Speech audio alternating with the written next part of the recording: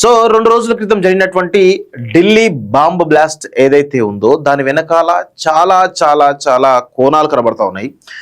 So చాలా మంది ఉగ్రవాదులు ఎవరైతే ఉన్నారో భారతదేశాన్ని టార్గెట్ చేసే విధంగా ఇక్కడ ఉన్నటువంటి ముస్లింలు అన్నటువంటి కొంతమందిని వాడుకునేటువంటి ఒక ప్రయత్నం చేస్తున్నారు. దానిలో ముఖ్యంగా ఒక ఫరీదాబాద్లో ఉన్నటువంటి ఒక యూనివర్సిటీ కావచ్చు, కొంతమంది డాక్టర్లు కావచ్చు. సో ఇవన్నీ కూడా బయటకు వస్తాయి ఒక్కొక్కటి.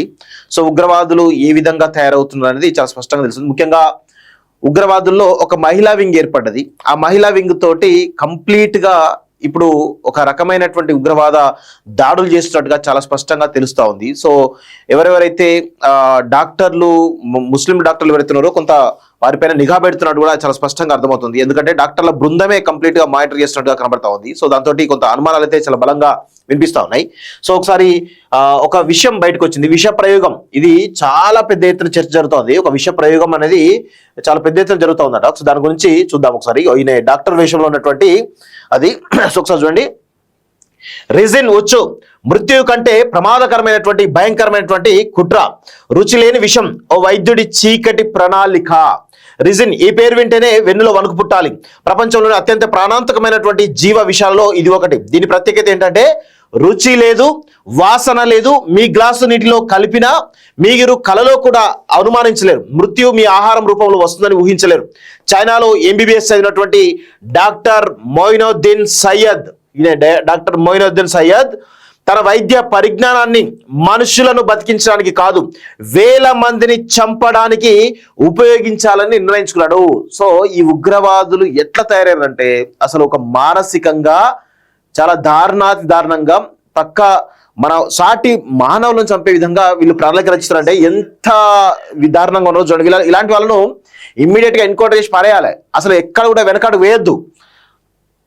సో అతను సైకోపాత్ కాదు, అతను ఒక ఉగ్రవాది. సులభంగా దొరికేటువంటి ఆముదం గింజల నుండి రిజిన్ ను ఎలా సేకరించాలో, దానిని ఎలా శుద్ధి చేయాలో అతనికి బాగా తెలుసు.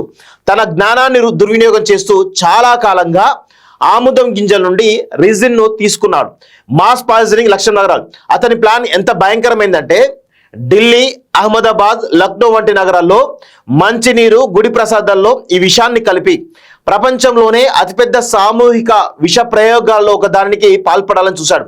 ఒకసారి ఈ విషయం ప్రజల్లోకి చేరితే అది ప్రపంచంలోనే అతిపెద్ద సామూహిక విష ప్రయోగంగా చరిత్రలో నిలిచిపోయేది.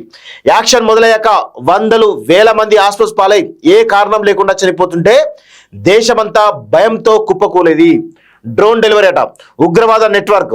డాక్టర్ సయ్యద్ ఒంటరివాడి కాదు, ఇతనికి సహచరులు మొహమ్మద్ సుహేల్ ఆజాద్తో పాటు భారీ అంతర్జాతీయ సపోర్ట్ కూడా ఉంది. ఐసిస్ కనెక్షన్, ISIS అంటే ఇది ఒక ఉగ్రవాద సంస్థ. మీరు టెలిగ్రామ్ ద్వారా ISIS హ్యాండలర్తో నిరంతరం కోడ్లలో మాట్లాడుకున్నారు. పాక్ హ్యాండ్లర్స్, వీరికి ఆయుధాలు, నిధులు సమకూర్చింది పాకిస్తాన్ చెందినటువంటి హ్యాండ్లర్లు. ముఖ్యంగా డ్రోన్ల ద్వారా ఆయుధాలు వీరికి రహస్యంగా చేరవేశారు. ఇది కేవలం విషప్రయోగం కాదు, ఒక ఉగ్రవాద యుద్ధం.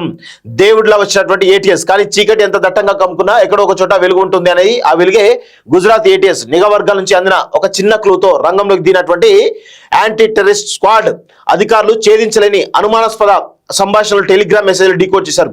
ఈ ముగ్గురు దుండగులను సరైన సమయానికి పట్టుకున్నారు. అక్కడ రిజిన్ ఫ్యాక్టరీ లాంటి సెటప్ ను చూసి అధికారులు కూడా షాక్ అయ్యారు. ఒక విషాదం జరగబోయే కొన్ని గంటల ముందు ఆ గోల్ కీపర్ ATS బంతిని గోల్లో పడకుండా ఆపగలిగింది. మౌనంగా కాపాడే హీరోలు అంటూ చూస్తా ఉన్నాం.